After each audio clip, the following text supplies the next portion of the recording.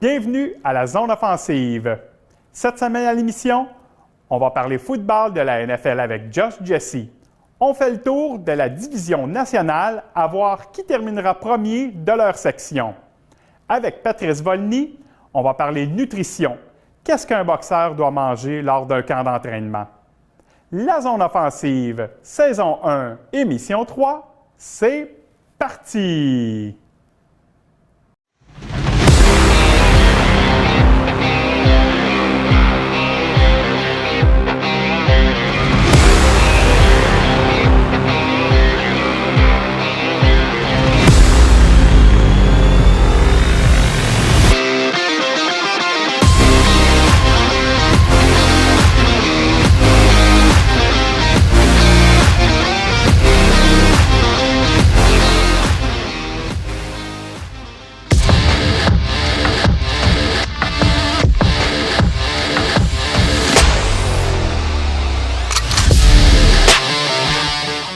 Josh, la semaine passée, on a fait le tour de la Ligue américaine.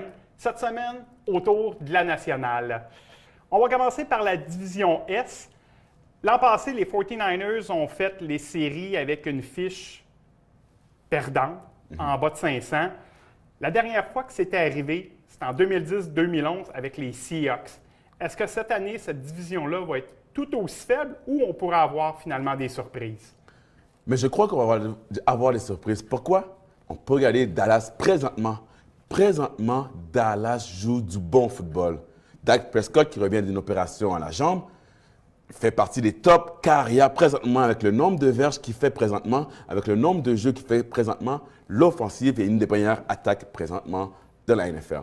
Mais dans sa division, les Eagles sont mal, mais Washington ont peut-être une chance de rivaliser avec eux. Mais poser une petite surprise ou encore là, les Cowboys sont un peu seuls dans leur monde. Est-ce qu'ils vont en fait retrouver leurs lettres de noblesse des années 90? Mais je crois que oui. Je crois que l'offensive présentement, avec Zeke Elliott, avec CeeDee Lamb, je pense qu'ils jouent tous ensemble du bon football ensemble.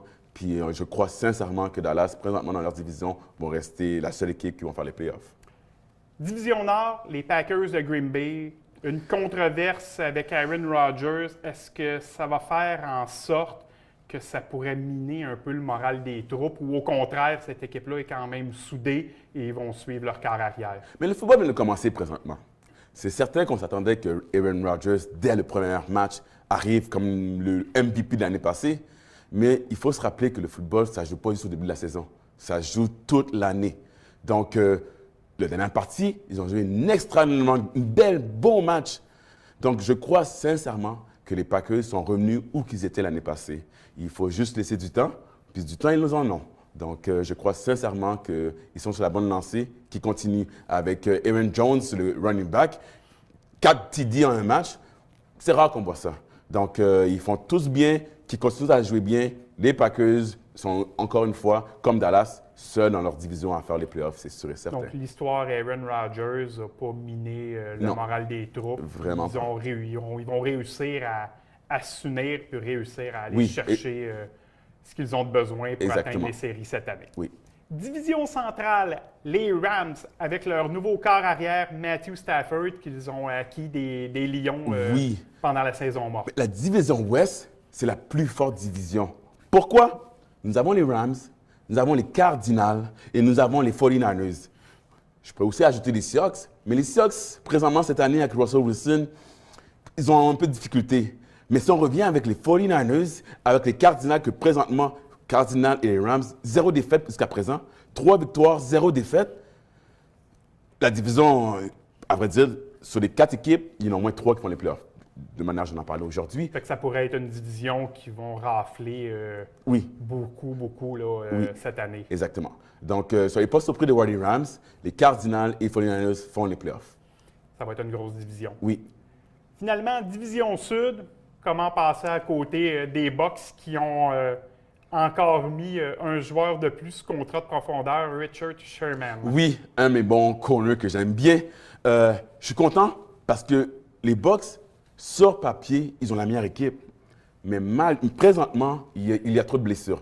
trop de monde blessé dans les demi de coin. Donc, avoir signé Richard Sherman présentement peut juste aider la défensive à être meilleure, à faire des meilleurs jeux, puis à aider l'offensive à revenir sur le terrain pour faire des points.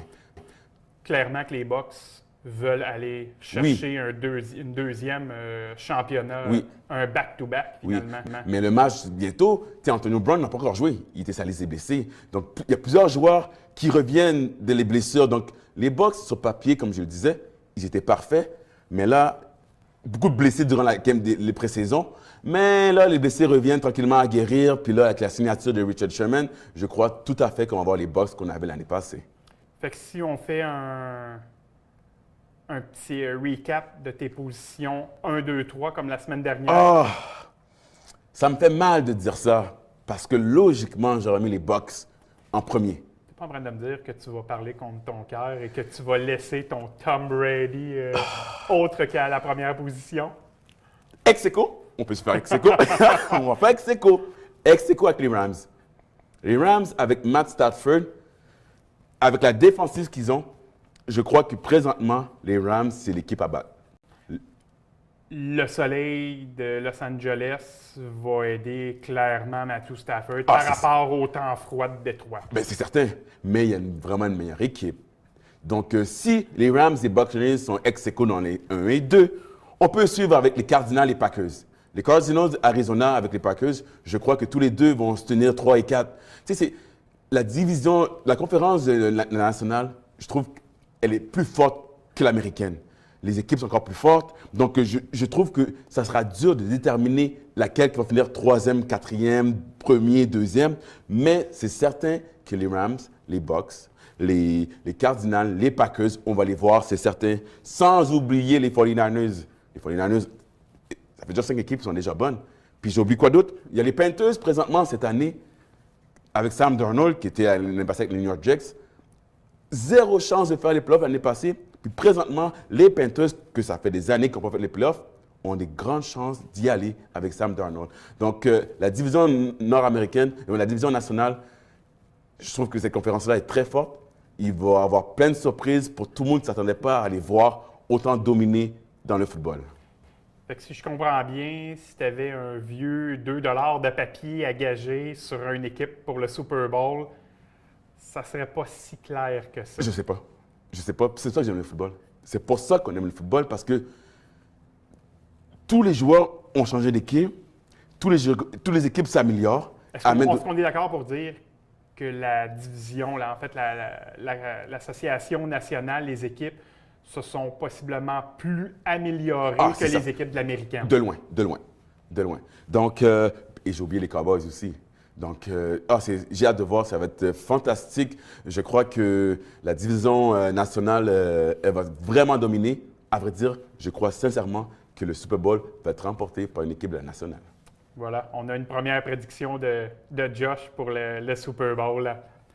Josh, cette semaine, on regarde quoi comme football?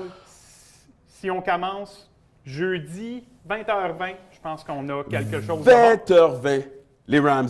Je parlais des Rams tout à l'heure. Les Rams vont jouer contre les Seahawks. Les Rams ont tout à gagner. Les Seahawks, ils doivent gagner. Est-ce qu'ils vont être capables, par contre, d'arrêter la machine? Je ne crois pas. Je crois sincèrement que présentement, les Rams sont trop dominants.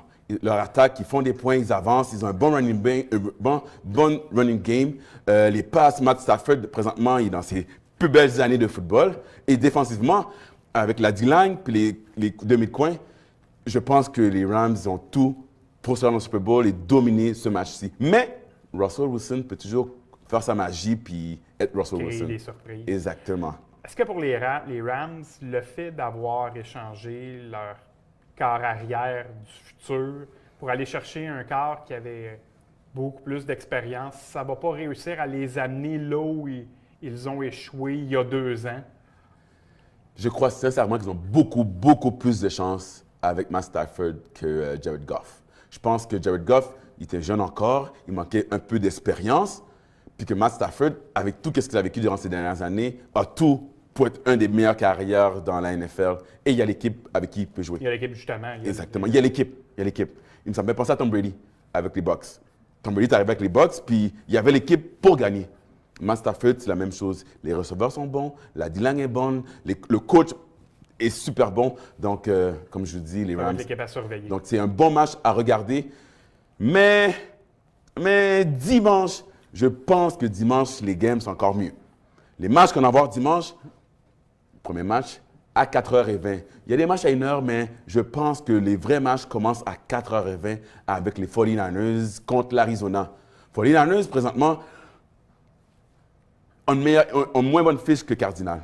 Les Cardinals, avec Kyle Murray, avec DeAndre Hopkins, avec AJ Green, je peux les nommer Christian Kirk, l'offensive, il y en a plein. Les trois bons, ils ont trois bons receveurs. Et en plus, ils ont un autre running back sur les Steelers, James Conner. Donc, l'attaque de l'Arizona, elle est vraiment forte. Mais les 49ers, même si leur attaque est plus ou moins bonne, ils ont une bonne défensive. La D-line revient. Les joueurs blessés, Armstead revient, Kinlaw revient, D-Ford revient, puis n'oublions pas Nick Bosa. Donc, c'est un match à voir. J'ai trop hâte de voir ça. On peut dire, the name of the game, it's defense. Defense, mais avec Kyle Murray, il peut arriver n'importe quoi. Finalement, 8h20, on risque d'avoir tout un match. Ben oui, je crois que les Buffalo, depuis que l'horaire est sorti, c'est dans leur calendrier. Ils ont fait un gros cercle sur cette date-là. C'est certain. Les Chiefs, qu'ils ont empêché d'aller au Super Bowl, je pense que c'est leur moyen pour eux de montrer que cette année, nous n'aurons pas. Leur motivation. Oui. Donc, autant que les Buffalo doivent être motivés pour gagner le match, autant les Chiefs doivent montrer à tout le monde que on a encore les mêmes Chiefs. On est encore les Chiefs. Oui. C'est encore nous les rois. Exactement. Donc, un match à ne pas manquer. Fait que finalement, on va avoir du bon football cette semaine. Parlant de football américain, Josh, il y a quelques années, tu avais donné une entrevue au Journal de Montréal qui mentionnait que les joueurs américains, en fait les joueurs de football américains, avaient plus de chances que les joueurs canadiens dans leur propre ligue. On parle beaucoup du Canadien de Montréal qui donne peu de chance aux Québécois dans leur propre nid. Ben, le phénomène n'est pas différent au football. Là. Vraiment pas. C'est ça qui est dommage, parce que malheureusement, on n'en parle pas. Puis les joueurs canadiens n'en parlent même pas. Puis personne veut en parler parce que tout le monde a peur de qu'est-ce qui en parle, qu'est-ce qui risque d'arriver. Est-ce que je risque de jouer encore au football? Est-ce que l'équipe voudra encore que je joue encore pour cette équipe-là? Mais c'est dommage parce que pourquoi un Canadien n'aurait pas la chance de représenter sa province, son pays? Je trouve ça dommage. Je trouve ça dommage aussi. Surtout que c'est une ligue à la base qui s'appelle la Ligue canadienne de football. Je trouve ça très dommage. On a le même rêve que l'Américain, mais à cause que c'est un Américain, il y a plus de chances que moi à cause que c'est un Américain. Je trouve ça dommage. J'ai joué ce football-là depuis que je suis petit. Je le connais. Je connais les règles. Je connais la grosseur du terrain. Il y a 12 joueurs, je le sais. L'Américain, c'est même pas qu'il y a 12 joueurs. Il pense qu'il y en a 11. Puis on apprend ici qu'il y en a 12. Donc je trouve ça dommage que nous, les Canadiens, on est pénalisés à cause qu'on a un passeport canadien. Qu'est-ce qui fait, selon toi, que le joueur américain va avoir plus de chance? Est-ce que c'est le fait de la notoriété de la NCAA? Est-ce que c'est le fait que certains joueurs qui vont arriver de la NFL, qui n'auront plus de contrat là-bas, qui vont pouvoir venir s'intégrer, donc plus de publicité pour ces équipes-là? Je comprends qu'il y a plus de joueurs aux États-Unis. Je le comprends. Tout le monde le voit, il y a plus de joueurs. Mais à cause qu'il y a plus de joueurs, on va plus en amener ici. Je trouve ça dommage. Parce qu'à talent égal, qu'il soit canadien ou américain, s'il a le même talent. Oui, mais en même temps, pourquoi le Canadien qui est allé aux États-Unis, à cause qu'il est allé aux États-Unis, là, il est meilleur que le Canadien qui reste au Canada? Je trouve ça plate, juste à cause que tu vas aux États-Unis, on t'étiquette déjà, t'es meilleur que le Canadien. Mais c'est dommage. Mais en même temps, si on pouvait juste augmenter les opportunités d'un Canadien de jouer, juste ça permettrait aux Canadiens de faire leur place dans le football canadien. Parce qu'effectivement, le règlement de la Ligue canadienne stipule qu'il doit avoir au minimum 7 joueurs natifs du Canada dans l'alignement partant. C'est assez peu par rapport au nombre de joueurs qu'il y a dans l'équipe au total. Puis donc souvent, c'est le kicker. Donc si le kicker en prend déjà un, il en reste 6. Qui est très dommage parce que là, maintenant, le Canadien qui est receveur compétitionne avec le Canadien qui joue ligne offensive, compétitionne avec le secondaire, compétitionne avec le porteur de ballon. Donc, on est en compétition entre nous et non dans notre position, pas contre l'Américain qui joue à notre position. Donc, je trouve ça dommage. Je ne compétitionne pas comme l'autre linebacker canadien, américain. Je compétitionne contre l'autre Canadien qui joue offensive, l'autre Canadien qui joue D-line ou peu importe. Donc, c'est très dommage. C'est pas rare non plus qu'on peut voir, parce qu'il y a très peu de quarterbacks canadiens dans la Ligue. Mais je crois qu'il y en a juste un, puis il est à BC, je crois.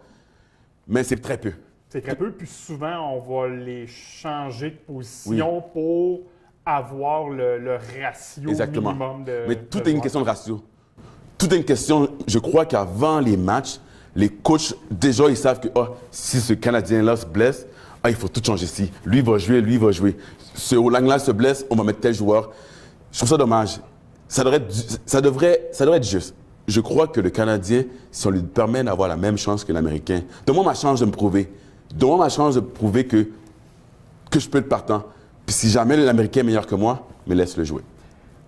Parce que ce qu'on parlait tout à l'heure, le fait de notoriété des joueurs américains, à Montréal, on l'a vécu il y a quelques années avec Johnny Manziel.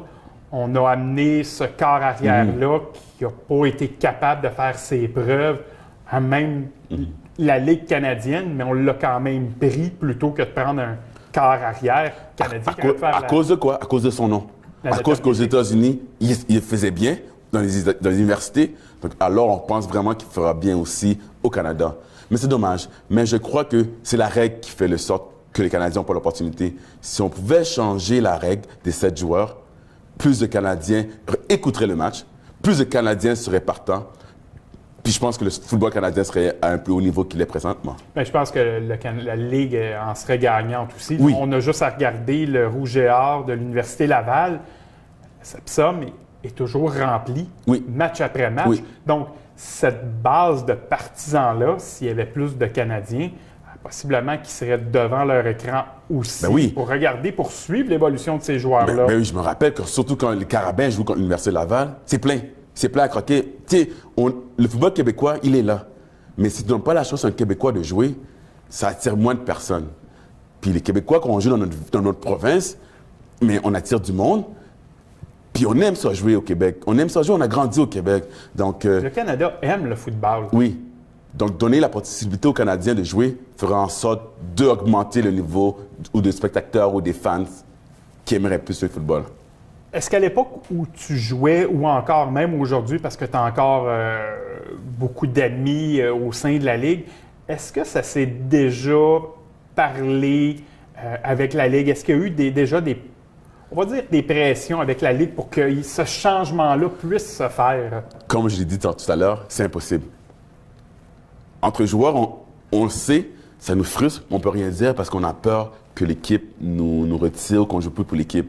Je côtoie encore les Canadiens qui jouent, puis je comprends qu'ils restent patients, ils attendent leur tour, mais ils savent, au fond de eux, qu'ils ne joueront pas. Ils savent. Ils savent qu'ils n'auront pas l'opportunité. Ils savent que malheureusement, leur position, à cause qu'ils jouent telle position, ces positions-là sont américaines, mais ils ne pourront jamais jouer. C'est dommage. Mais là, c'est la question de qu'est-ce qu'on fait? Qu'est-ce qu'il faut faire? Qu'est-ce qui fera en sorte que les changements, les règles vont changer?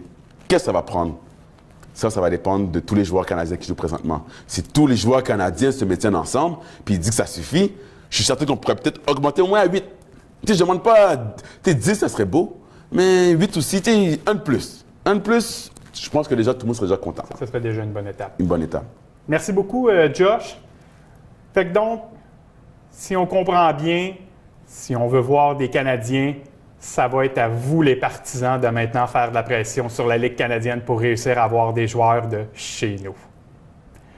On s'en va maintenant voir Patrice Volny avec sa chronique « Le 12e round ».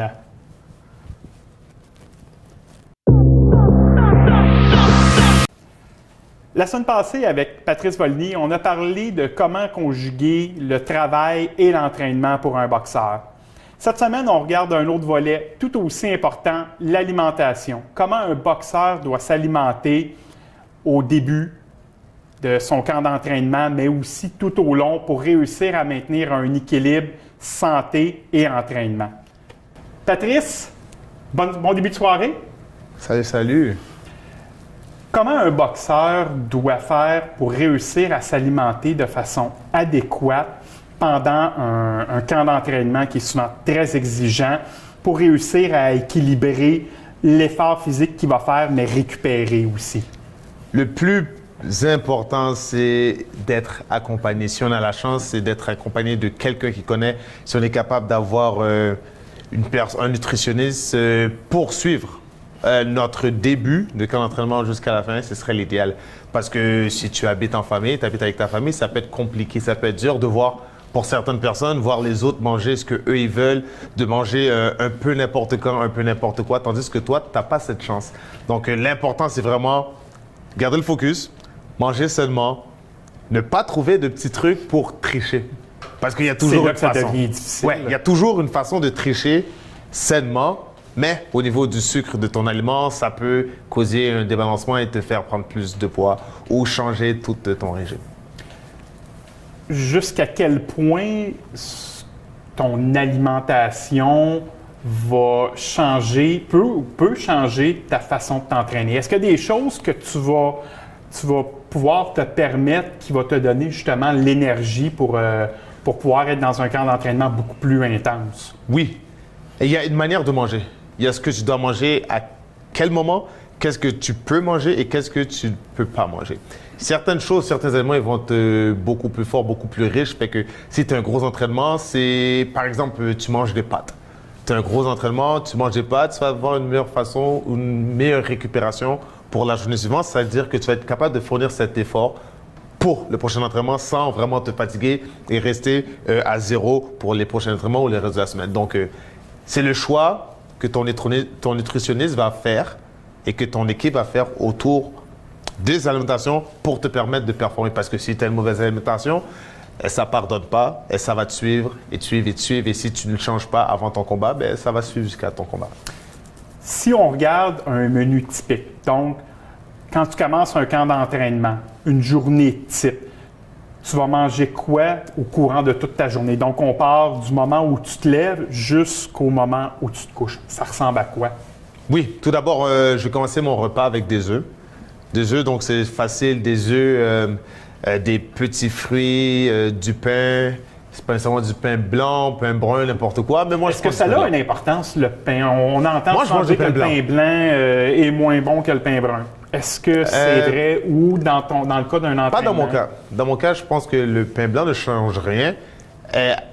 Pour le moment, parce que j'en mange juste au début. Mais à la fin, je mange plus de pain. Je mange plus de pain. Non, je coupe le pain. Tout ce qui va me permettre de gagner du poids ou en me retenir, je ne vais pas en manger. Donc, tout ce qu'on va souvent dire, les 3 P, pain, pâtes, patates. On coupe. On coupe en fin d'entraînement. Dans les dernières semaines, on coupe. Donc, c'est mon premier repas. Ensuite, je vais manger une collation, premier entraînement, deuxième entraînement. Collation, ça va ressembler à quoi? Des fruits, bananes, ça peut être des bartendes, tout dépendant des bartendes de tout ce qu'il y a à l'intérieur, tout dépendant des calories que tu peux retrouver dans certaines bartendes. Calories, le sucre. Exactement. Donc, je me tiens souvent avec la même marque. Okay. Ce qui fonctionnait au dernier camp, c'est ce que je prends pour les prochains. On ne change pas la recette. Recette gagnante, on la continue. Exactement. Donc, ça va être ce qu'on peut appeler là, tes intermédiaires entre le déjeuner et le dîner, entre le dîner et le souper. Ça Exactement. va être ce que tu vas manger. Par la suite, rendu au souper. Si on est au dîner, ça peut être de la salade, ça peut être des pâtes, ça peut être beaucoup de légumes, des plats de légumes. On a toujours notre portion de protéines, on a toujours un repas complet. Et mon dernier repas va être très similaire à ça. Fait que ça peut être des pâtes, ça peut être de la salade, ça peut être n'importe quoi, tout dépendant de ce qu'il y a dans mon assiette. Certains boxeurs vont avoir un type de régime, d'autres vont avoir possiblement un régime différent. Est-ce que toi, dans ton alimentation, tu vas avoir une alimentation à 5 repas par jour ou le tien va plus se limiter à 3 repas avec des collations au centre? Le mien va se limiter à probablement 6 repas. Oh, quand même. 6 repas. 6 repas et des collations. 6 repas et des collations, tout dépendant parce qu'il y a certains camps quand j'ai diminué, que ça se passait super bien, qu'on avait 5 repas. Mais normalement, ça peut se aux alentours de 5 à 6 repas par jour. Donc, évidemment que les repas que tu vas manger vont t'aider, comme on disait tout à l'heure, à ton camp, mais vont t'aider aussi à ta coupe de poids. À ma coupe de poids, coupe de poids, énergie. Il va t'aider pour pour la coupe de poids, c'est très important de savoir qu'est-ce que tu manges. Parce que ça peut devenir un risque aussi. Là. La coupure Ça de peut devenir poids un bon peut devenir dangereuse à un certain point Oui. aussi. Oui, parce que la façon qu'on va faire notre coupe de poids, c'est pas seulement au niveau de l'alimentation, c'est beaucoup sur la déshydratation. Certaines personnes vont miser sur la déshydratation, d'autres vont miser sur la coupe de poids. Tout dépendant de ton type de corps ou de physique, il y a un choix à faire. Qu'est-ce qui fonctionne et qu'est-ce qui ne fonctionne pas. À partir du moment où l'alimentation, on va dire la diète est enclenchée, Ouais. comment cette alimentation-là va t'aider à faire une bonne récupération aussi? Parce que tes entraînements, on l'a dit, c'est intense, tu dois manger, mais il faut faire attention en même temps. Comment la récupération va rentrer là-dedans? Ce qui va te permettre de récupérer, c'est ce que tu vas absorber pour développer de l'énergie. Chaque personne, on va dire, vont réagir différemment tout dépendant de l'alimentation, dépendant de la diète. Peut-être certaines personnes vont avoir besoin de manger beaucoup plus de pâtes que d'autres, beaucoup plus de protéines que d'autres. Mais en général, si tu ne peux pas te nourrir aussi, si tu ne te nourris pas de la bonne manière, tu ne peux pas couper ton poids de la bonne manière. Soit tu vas perdre trop vite, ou soit finalement tu n'en perdras pas, ce qui va être un gros risque. Et un gros risque aussi sur ton entraînement, parce que ça va faire un impact sur ton entraînement. Tu vas moins bien performer, beaucoup moins d'énergie, mais malgré tout, tu vas quand même chercher à pousser ton corps. Tu vas chercher à pousser ton corps. C'est là que ça peut devenir néfaste. Ça peut devenir si très tu n'as pas néfaste. Une bonne alimentation. Exact. C'est là que le corps va, Ton corps, il peut te lâcher. il va te le dire. Oui, il va te le dire, il va te laisser savoir à 100%, mais tous les athlètes, en tant qu'athlète, on va essayer de passer par-dessus ça ou ne pas comprendre ou ne pas vouloir voir les signaux que ton corps te dit. Jusqu'à temps que l'athlète va souvent ce qu'on appelle frapper le mur. Ouais. Et c'est à ce moment-là qu'on doit faire une rétrospective pour comprendre qu'est-ce qui s'est pas bien passé. Oui, exactement. Merci beaucoup, Patrice.